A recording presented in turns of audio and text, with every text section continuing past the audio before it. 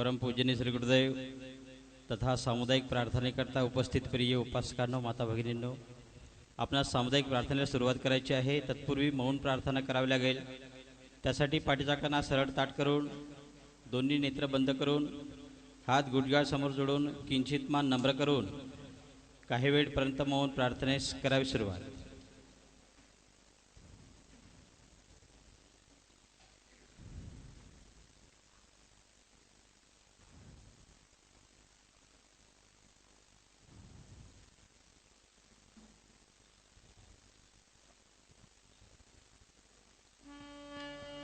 सद्गुरुनाथ महाराज की जय. मंगल नाम तुम्हार प्रभु, जो गावे मंगल होत सदा. अमंगल हारी कृपा तुम्हारी, जो चाहत दिल को धोत सदा. तुम अनाद सुमंगल हो, अरूप तुम्हार निरामय है. टुकड़ा कहे जो भजता तुमको, नित पावत मंगल निर्भय है. ऐसा गुरुदेव से यह स्वर्ग सम संसार हो. अति उच्चतम जीवन बने परमार्थमय व्यवहार हो. न हम रहे अपने लिए, हमको सभी से गर्ज है. आशीष दे जो सोचने का फर्ज है. हम हो पुजारी तत्व के, गुरुदेव के आदेश के. सच प्रेम के नित नेम के, सद्धर्म के सत्कर्म के. ओ चीड़ झूठी राह की, अन्याय की अभिमान की. सेवा करण को दास की, परवाह नहीं वो जान की. छोड़े न हो हम बुद्धि से, ओ विश्वमय से ईशमय. ओ प्रेममय अरु ज्ञानमय, जगदेवमय जगदीशमय. हर इंद्रियो परताप कर, हम वीर हो अति धीर हो. उज्ज्वल रहे सर से सदा, निज धर्म रत गंभीर हो. यह डर सभी जाता रहे, मन बुद्धि का इस देह का. निर्भय रहे हम कर्म में, परदा खुला कर स्नेह का. गाते रहे प्रभु नाम पर, प्रभु तत्व पाने के लिए. ब्रह्म विद्या का उदय यह जी कराने के लिए. अति शुद्ध हो आचार से, तन मन हमारा सर्वदा. अध्यात्म की शक्ति हमें पल भी नहीं कर दे जुदा. इस अमर आत्मा का हमें हर श्वास पर में गौ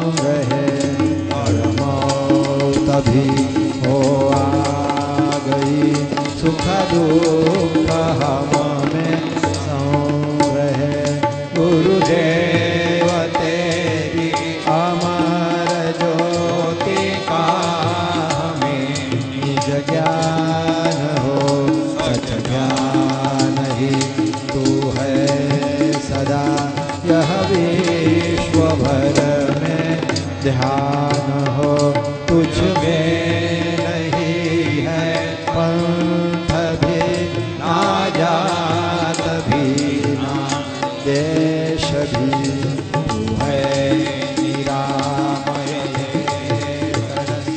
है व्याप भी अरुशेष भी गुणधर्म दुनिया में बड़े हर जीव से कर्तव्य हो गंभीर हो सबके हृदय सत्य ज्ञान का वक्तव्य हो यह दूर हो सब भावना अमनीय है अस्पृश्य है और जीव का हो शुद्ध मन जब कर्म उनके स्पृश्य है हम भिन्न हो इस देह से परतत्व से सब एक हो ज्ञान सब में एक ही जिससे मनुष्य निशंक तू कर्या कहे ऐसा अमर पद प्राप्त हो संसार में छोड़े नहीं घर बार पर हो मस्त गुरु चरनार में है प्रार्थना गुरुदेव से। यानंतर एक सेवक प्रार्थना गीत म्हणतील, आपण त्या स्वरात मागून साथ करावी. प्रार्थितो संत साधूना प्रार्थितो संत साधूना शक्ती द्या बुद्धी द्या लोका शक्ती द्या बुद्धी द्या लोका प्रार्थितो संत साधूना प्रार्थितो संत साधूना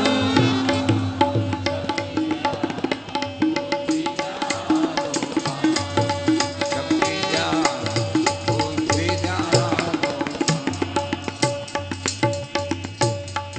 जाहला देश दुर्बल हा जाहला देश दुर्बल हा लाज राखा न घ्या शंका शक्ती द्या बुद्धी द्या लोका प्रार्थितो संत साधूना प्रार्थितो संत साधूना शक्ती द्या बुद्धी द्या लोका शक्ती द्या बुद्धी द्या लोका अजबरी संत साधुनी अजबरी संत साधुनी जगविला देश बोधुनी जगविला देश बोधुनी जगविला देश बोधुनी पुन्हा ती वेळ दिसत आहे पुन्हा वेळ दिसत आहे पुन्हा ती वेळ दिसत आहे समजुनी साथ द्या रंका शक्ती द्या बुद्धी द्या लोका प्रार्थितो संत साधूना प्रार्थितो संत साधूना शक्ती द्या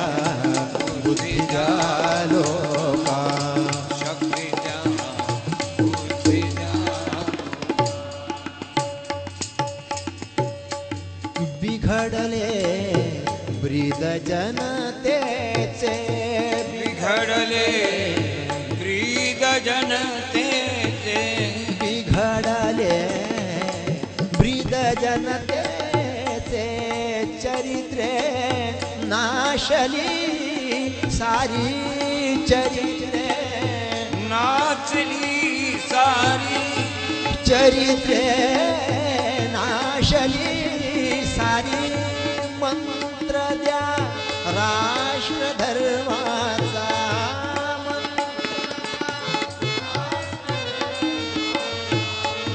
मंत्र द्या राष्ट्र धर्माचा शूरत्वे टाळण्या धोका शक्ती द्या बुद्धी द्या लोका प्रार्थितो संत साधना प्रार्थितो संत साधना शक्ती द्या बुद्धी द्या लोका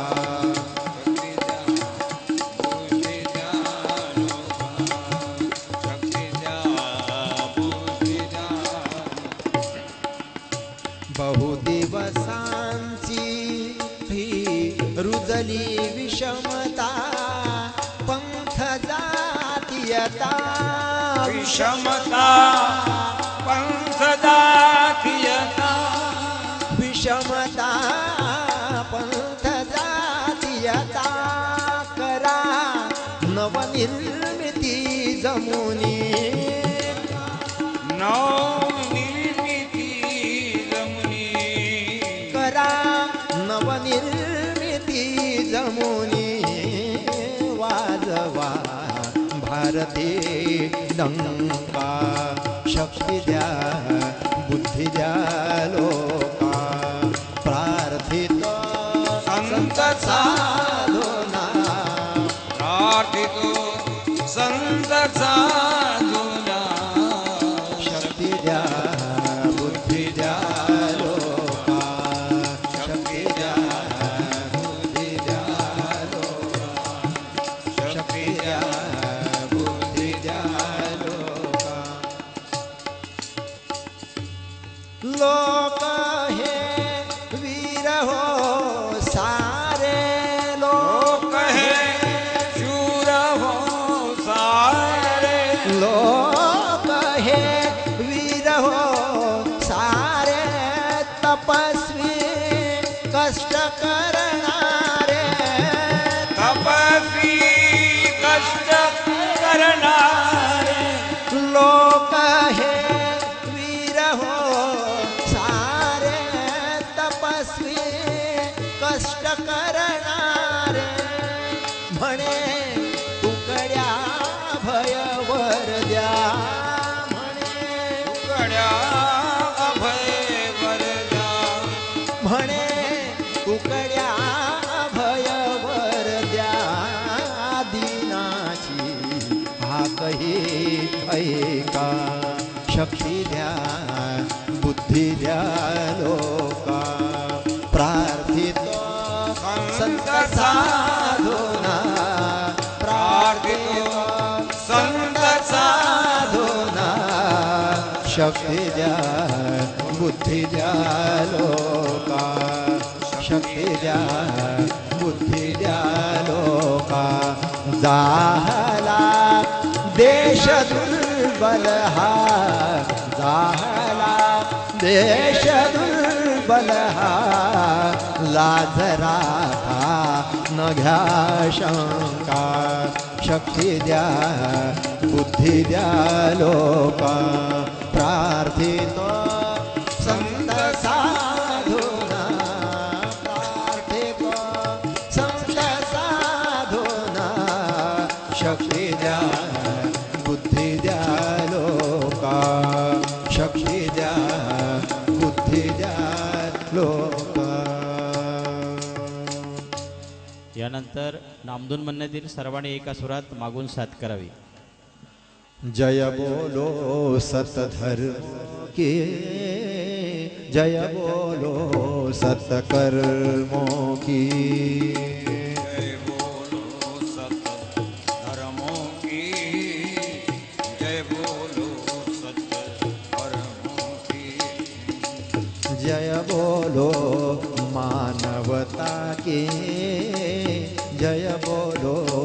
सत जनता की जय बोलो मानवता की जय बोलो सब जनता की हम सब कष्ट उठाएंगे हम सब कष्ट उठाएंगे सब मिलकर सुख पाएंगे सब मिलकर सुख पाएंगे सब मिल प्रभु गुण गाएंगे मिल प्रभु गाएंगे सच का जश फैलाएंगे सच का जश फैलाएंगे जय बोलो सत संतों की जय बोलो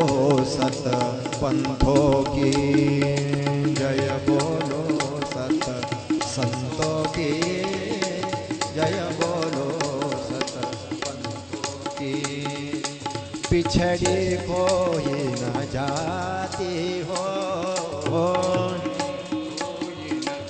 जाती हूँ सबके सब पर प्रीति हो सबकी सब पर प्रीति हो देश धर्म में नीति हो देश धर्म में नीति हो हम सत के साथी हो हम सत सगे साथी हो रघुपति राघव राजा राम पतित पावन सीताराम रघुपति राघव राजा राम पतित पावन सीताराम ईश्वर अल्लाह तेरो नाम ईश्वर अल्लाह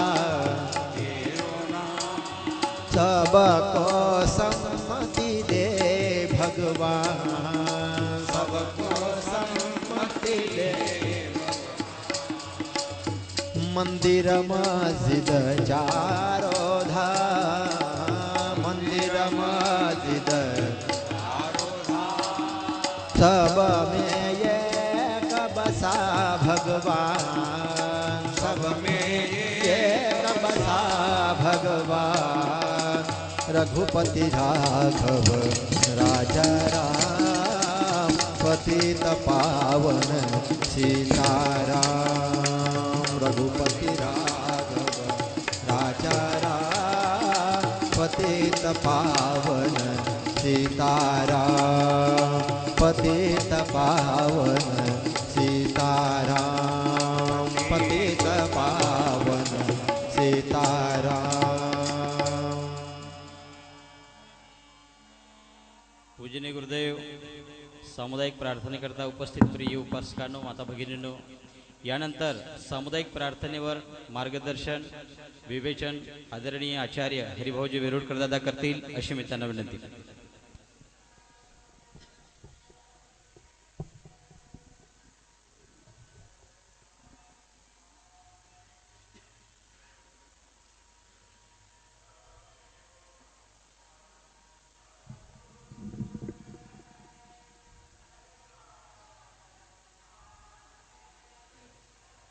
परम पूजनीय श्री गुरुदेव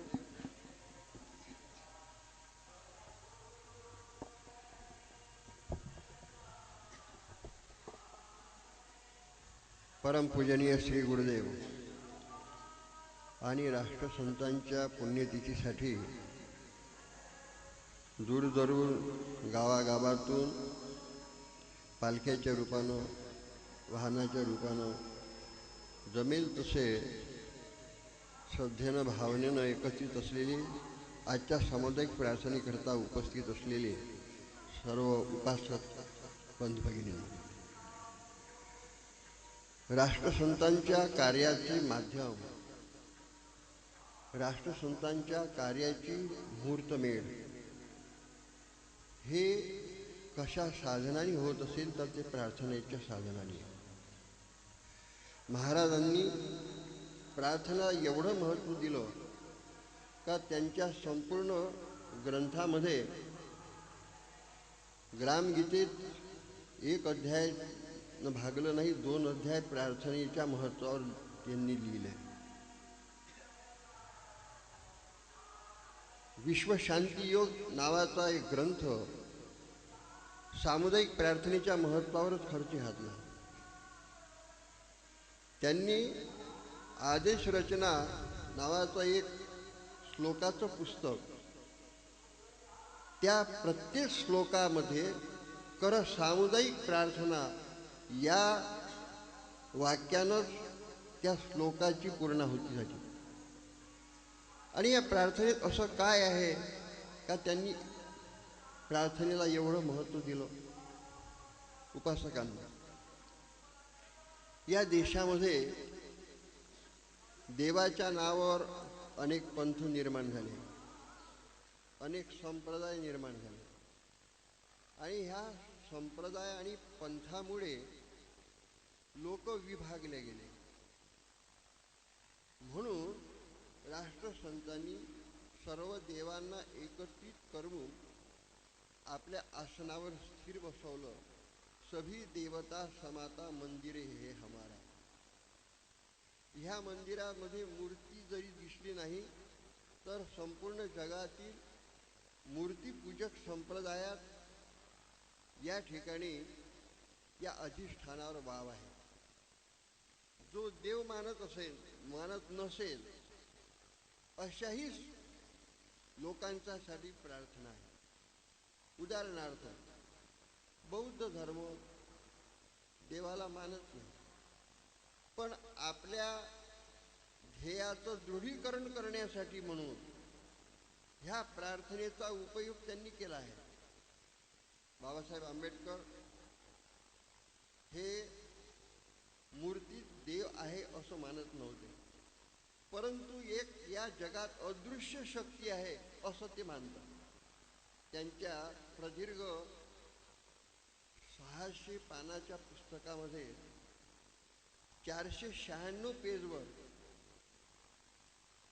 बाबासाहेबांनी आठवण दिली की ते 4 व्हीलर गाडीमध्ये जात असताना एका पुलावरून त्यांची गाडी घसरली आणि पुलाच्या दगडावर लोंबकळत राहिली. डोळ्याचं पातं न लावते त्यांचा ड्रायव्हर आणि ते चटकन रोडवर आले आणि त्या गाडीकडे पाहिलं. तिथून लगेच पुढचा प्रवास न करता ते घरी गेले आणि त्यांचा एक प्रिय माणूस होता रट्टू म्हणून, त्याला पोटाशी घेऊन ओक्साबोक्षी रडले. काय झालं तर बाबासाहेब असं म्हणतात की एका अदृश्य शक्तीच्या कृपेनं मी वाचलो. ते असं म्हणतात की ह्या अदृश्य शक्तीवर आणि धम्मावर ज्याचा विश्वास नाही त्या माणसावर माझा विश्वास नाही. देव शब्द मान्य जरी नसला तरी या जगाला संचालन करणारी जी अदृश्य शक्ती आहे त्याला चैतन्य म्हणतात. राष्ट्रसंतांनी त्या शक्तीला गुरुदेव असं म्हटलं आहे. गुरु हाडामासाचा नव्हे, गुरु नहे जातीची संप्रदाय, गुरु शुद्ध ज्ञान तत्वाची आहे अनुभवी यांचे. हे लक्षात घेता त्यांनी सगळ्या पंथांना, सगळ्या धर्माला, सगळ्या ग्रंथाचे वाचक या सगळ्यांना एकत्रित केलं. इतर संप्रदाय देवाच्या नावावर भक्कम आहे, पण हा गुरुदेव आहे. देवाच्या नावावर संप्रदाय असणारे त्यांनाही सुद्धा एकत्रित केलं. गुरुच्या नावावर काही संप्रदाय आहे त्यांनाही सुद्धा एकत्रित केलं. हे महान कार्य राष्ट्रसंतांनी या प्रार्थनेच्या अद्भुत अधिष्ठानावर एकत्रित करण्याचं या जगात पहिला क्रमांक राष्ट्रसंतांचा लागतो. असं कुठंच अधिष्ठान नाही का मंदिर आहे पण त्याला भिंती नाही, मंदिर आहे पण त्याला मूर्ती नाही, मंदिर आहे पण त्याला कोण्या देवाचं नाव नाही. असं अद्भुत अधिष्ठान आपल्या सगळ्यांच्यासाठी राष्ट्रसंतांनी अनुभवातून सांगितलं आहे. ह्या गोष्टीचा विचार करता माणसं एकत्रित येणं पहिल्यांदा ही महत्वाची गोष्ट आहे. काही लोक एकत्रित येतात पण आपल्या मनातला स्वार्थ घेऊन येतात. काही सामाजिक अर्थानं एकत्रित येतात, मोर्चा वगैरे काढतात, सामाजिक स्वार्थाने एकत्रित येतात. काही जातीचे मोर्चे काढतात, एकत्रित येतात. तसं तर रेल्वे स्टेशनवरही लोक एकत्रित येतात, बस स्टँडवरही लोक एकत्रित येतात. आणि या एकत्रित करण्याला माणसाची हृदयशुद्धी, माणसाचं संघटन म्हणता येणार नाही. हे संघटन अशा तत्वावर असलं पाहिजे की सगळ्यांच्या अंतःकरणात असणारी सुप्त शक्ती जागृत करण्याचं एक तंत्र जे कोणी शोधून काढलं.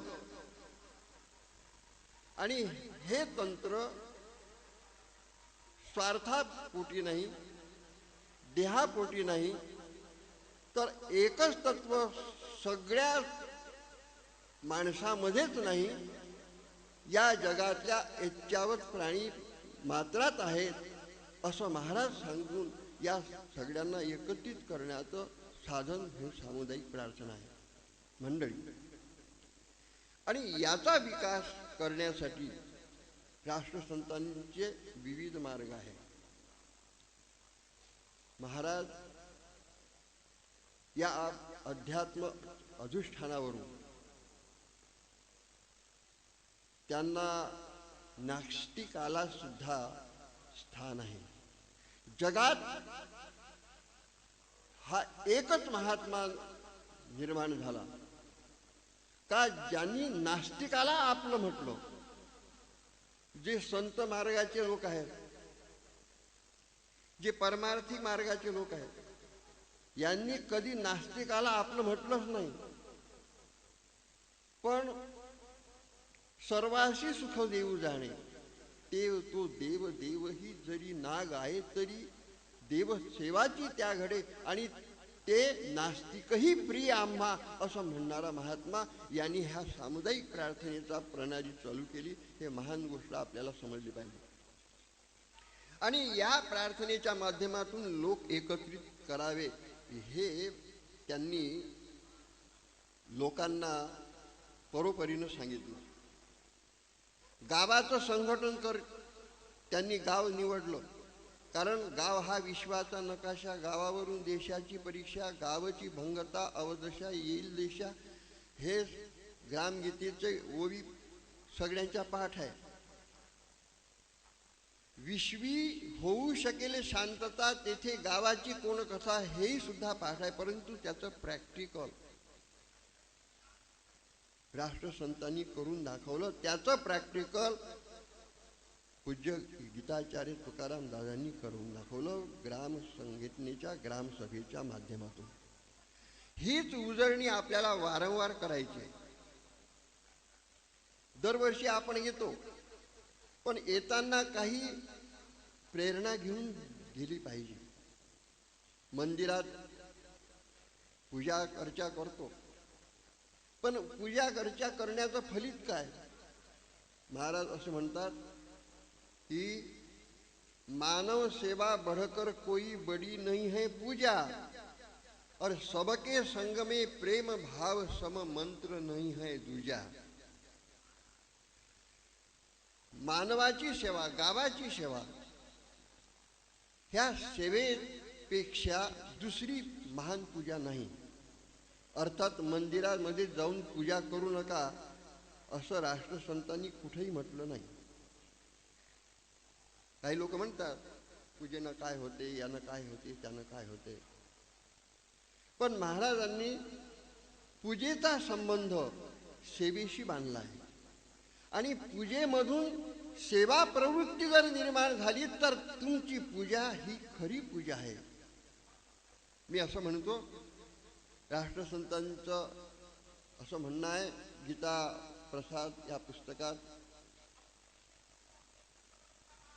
नाहीतर युगप्रभात मध्ये, की मंदिरातल्या पूजेनंतर मानव सेवेची पूजा करणारी जे माणसं आहेत ते खरे पूजक आहेत.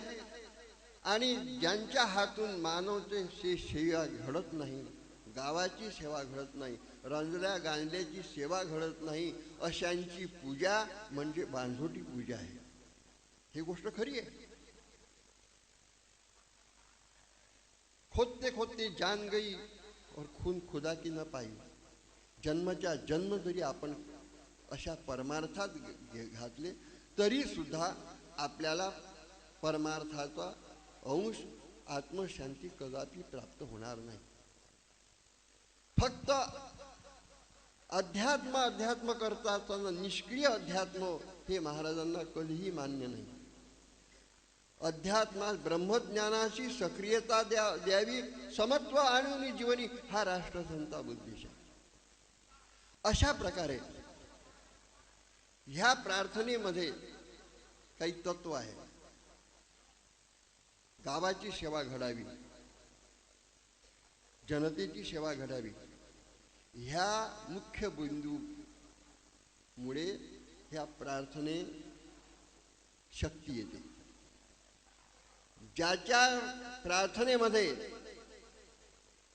आणि ज्याच्या परमार्थामध्ये, ज्याच्या पूजेमध्ये, ज्याच्या मंदिरात जाण्यामध्ये आत्मशांती आणि लोकशांतीला कारणीभूत त्यांच्या हातून कर्तव्य जर होत नसले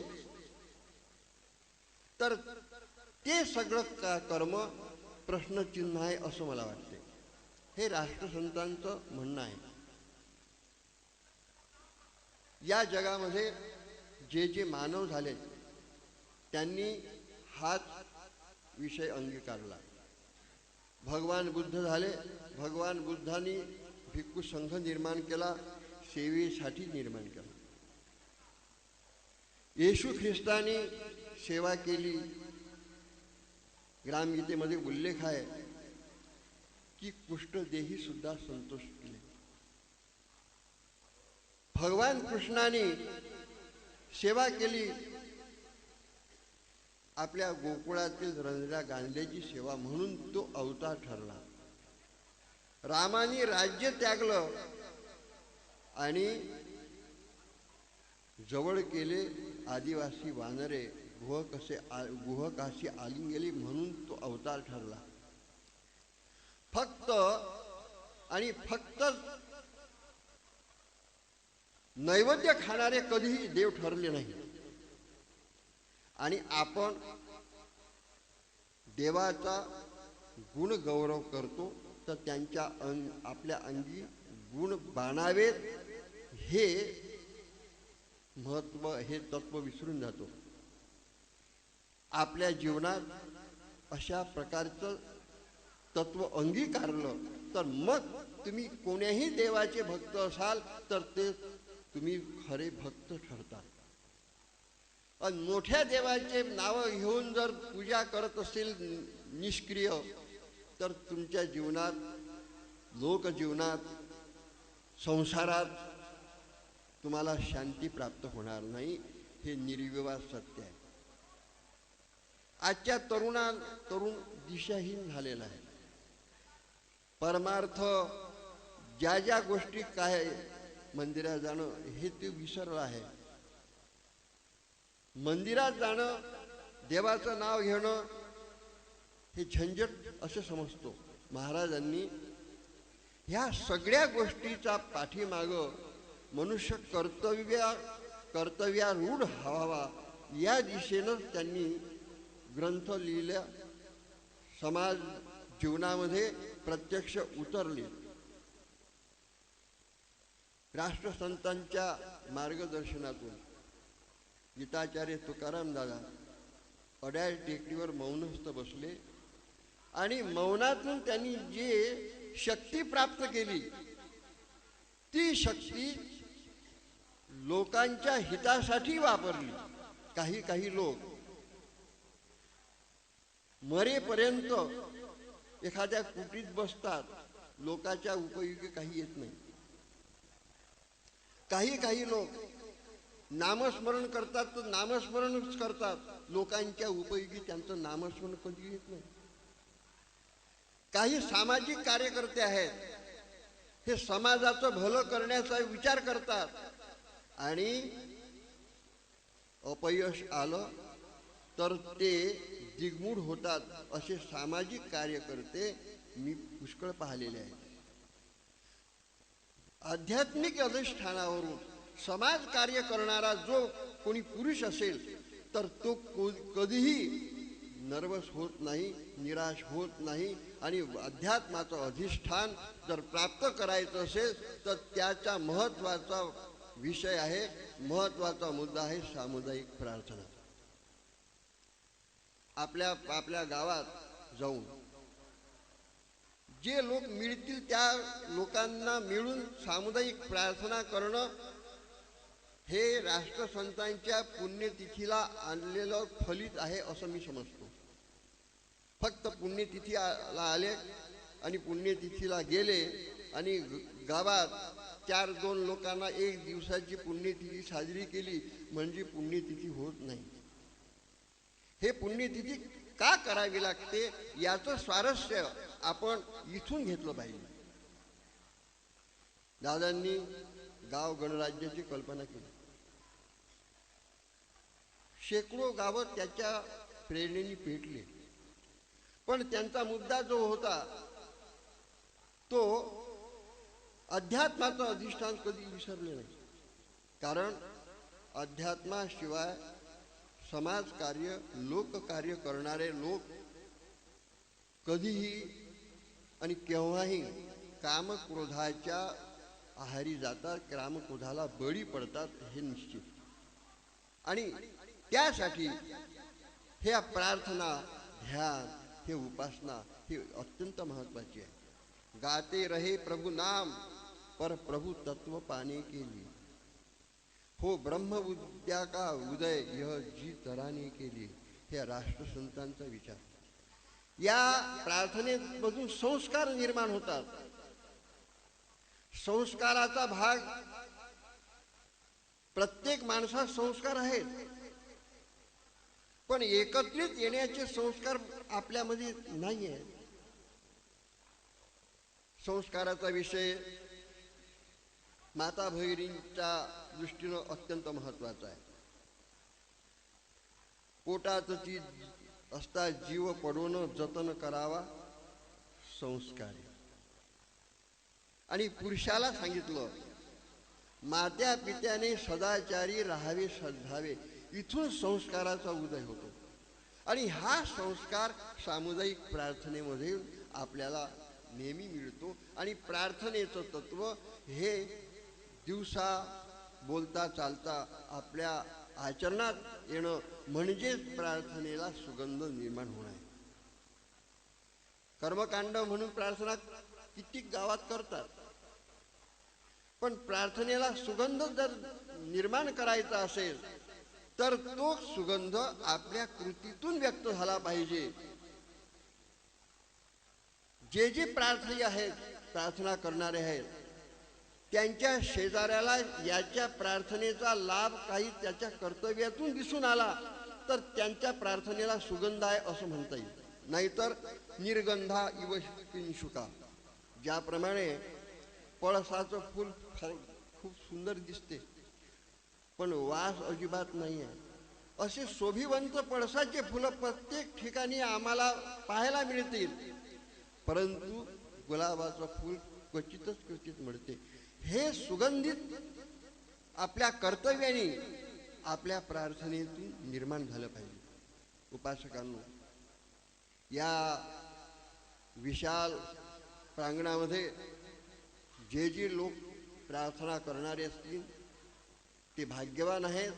परंतु आपल्याला पुढची पायरी केली चालावं लागेल. भगवान बुद्धांनी हे शिकवलं.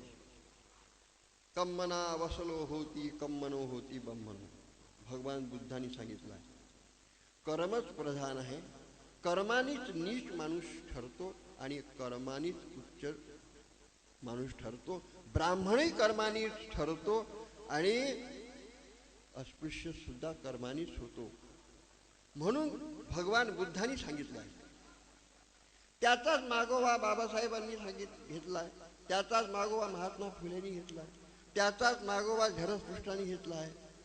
आपल्या महाराष्ट्रामध्ये ज्ञानेश्वर माऊली त्यांची परंपरा वारकरी परंपरा आहे. आणि ह्या वारकरी परंपरेमध्ये जे जे संत झाले बहुतेक गृहस्थाश्रमी संत झाले आणि या संतांनी संसार साधून सेवेतून देव मिळवला. फक्त देव देव करीत देव मिळवला नाही. मी तुम्हाला असं विचारतो की देवाजवळ राहणारा जर संत ठरला असता तर प्रत्येक मंदिरातला पुजारी संत का ठरत नाही? तो देवाच्या जवळच असतो. परंतु गोष्ट अशी असते की त्याचं शरीर देवाच्या जवळ असते, पाठ देवाकडे असते आणि तोंड दक्षिणापात्राकडे असते. म्हणून देवाच्या जवळ असून सुद्धा तो देवाला पारखा होता. आणि संत लोकांमध्ये समाजामध्ये सेवेमध्ये आपली देव पाहत होते म्हणून ते संत ठरले. ही महत्वाची गोष्ट आहे. मग तुम्हाला पुजारी बनायचं आहे का संत भक्त बनायचं आहे? आपल्या हृदयाला हात ठेवून विचारा. संत भक्त आणि देवभक्त याच्यात फरक आहे. देवभक्त देवळातच राहतात आणि संत भक्त हे समाजामध्ये काम करतात असं माझं म्हणणं आहे. आणि ह्या गोष्टीचा विचार करून महाराजांनी एक दिशा दिली आपल्याला. ती दिशा म्हणजे सामुदायिक प्रार्थना. सगळ्या धर्माचा, सगळ्या संतांचा, सगळ्यांचा समन्वय करून ह्या प्रार्थनेचा विचार त्यांनी मांडला. मी गुरुदेवाला प्रार्थना करतो की या प्रभूंनी आपल्या सगळ्यांना, गुरुदेवानी सगळ्यांच्या अंतःकरणामध्ये जी भावना आहे, जे राष्ट्रसंतांच्या बद्दलचे जे प्रेम आहे, त्या प्रेमाला कार्याचा, सेवेचा अंकुर फुटावा, त्यासाठी त्यांनी आपल्याला प्रेरणा द्यावी एवढं बोलून प्रार्थनेचे 2 शब्द समाप्त करतो. जय गुरु. सूचना आहे, प्रार्थनेमध्ये कधीच टाळ्या वाजवायच्या नाही. आपण सर्वजण जाणकार आहोत याबद्दल. सर्वांनी सरळ बसून शांतीपाठास करावी सुरुवात. सर्वेत्र सुखिनः सन्तु सर्वे सन्तु निरामयः सर्वे भद्राणि पश्यन्तु मा कश्चित् दुःखमाप्नुयात्. ॐ शान्ति शान्ति शान्ति. सद्गुरुनाथ महाराज की जय. पूर्वस्थितीमध्ये येऊन काही वेळपर्यंत आत्मचिंतनास करावी सुरुवात.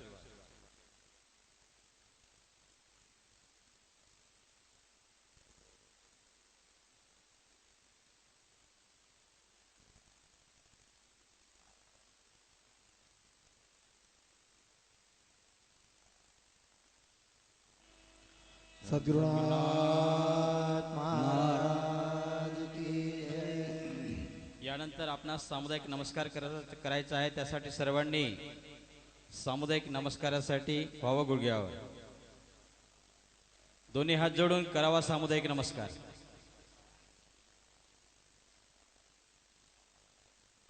सरळ व्हावं. आदराच्या दृष्टीने जागीच जयघोषासाठी उभं राहावं.